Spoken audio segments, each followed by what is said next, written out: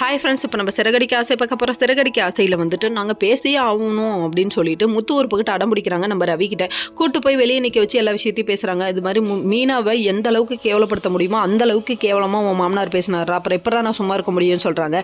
அப்போ ரவி இருந்துட்டு கண்டிப்பாக என் மாமனார் இப்படி பேசியிருப்பாருன்னு எனக்கு தெரியும் முத்து, தெரியாமலாம் இல்லை, ஆனால் நான் என்ன சொல்கிறேன்னா அவர் பேசினாலும் நீ கையோங்கினது தப்பு அப்படிங்கிற மாதிரி தான் சொல்கிறாங்க.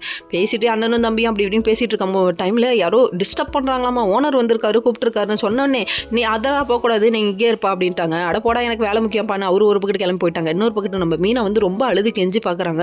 யாருக்கிட்டன்னு பார்க்குறீங்களா? நம்ம ஸ்ருதி கிட்ட தாங்க. ஆனால் ஸ்ருதியோட மனசு இறங்கவே இல்லைங்க. கடைசியில் என்ன சொல்கிறாங்க தெரியுமா? உண்மையை சொல்லிட்டாங்க. ஏன்னா உண்மையை சொன்னால் தான் நீ மாறுவான்ற மாதிரி இருக்குது. உங்கள் அப்பா ரொம்ப கேவலமாக பேசிட்டாரு, என்ன மட்டும் இல்லை என் குடும்பத்தையும் திருடு குடும்பம் அப்படின்னு சொல்லிட்டாங்க. அது மட்டும் இல்லைங்க, நான் திருடி கொடுக்கறனால தான் முத்து வந்து குடிக்கிறாருன்ற மாதிரி பேசிட்டு என்னை போய் பிச்சை எடுக்க சொல்லிட்டாரு, இப்பெல்லாம் பேசலாமா அப்படின்னு சொல்லி கேட்க மனசு ஒரு மாதிரி ஆயிடுச்சு. இப்போ சொல்லு வாயிலேருந்து வார்த்தை வரவே இல்லை அப்படிங்கிற மாதிரி ஆயிடுச்சு. எங்கள் அச்சா தெரியாமல் பேசியிருப்பாங்க, தெரியாமல் பேசுகிற வார்த்தையாக இது வாயில் குத்துன்னு குத்தணும் அப்படிங்கிற மாதிரி தான் இருந்தது.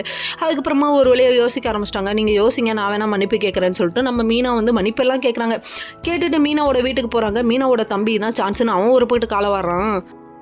அது மட்டும் இல்லைங்க, உன் புருஷனுக்கு கையை ஓவராக நீளுது, கூட்டு போய் மன்னிப்பு கேட்க வையும் சொல்கிறாங்க. மீனாக்கு கோவம் வந்துச்சு. ஏன்டா இப்படி பேசுகிற அப்படின்றாங்க. இவன் போகிற பகுதியே சரியில்லை அப்படிங்கிற மாதிரி ஆயிடுச்சு. ஏன்னா இவன் வந்து பணம் சம்பாதிக்கிறது மட்டுமே நோக்கமாக பேசிகிட்டு இருக்கான். குடும்பமே சேர்ந்து பயப்பட ஆரம்பிச்சிச்சு.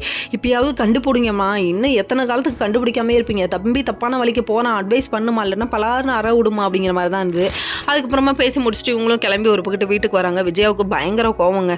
ஓகே ஃப்ரெண்ட்ஸ், நெக்ஸ்ட் வீடியோவில் பார்ப்போம். பாய்.